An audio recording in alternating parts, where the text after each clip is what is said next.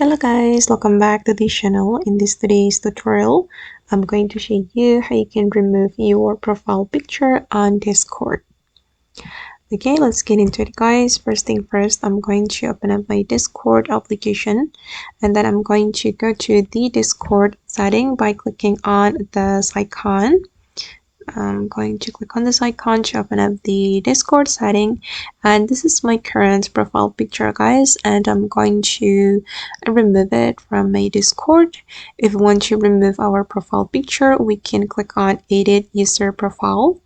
Okay, and you're going to scroll down until you find the avatar, and you can simply click on remove avatar to remove your profile picture from your Discord.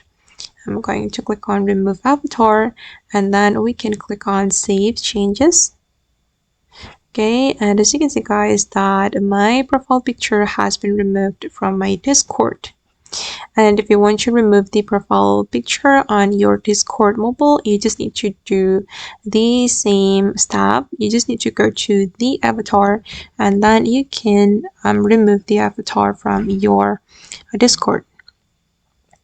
Okay guys, and that's all the way to remove profile picture on Discord. I hope this tutorial will be useful for you. Thank you so much for watching, and bye.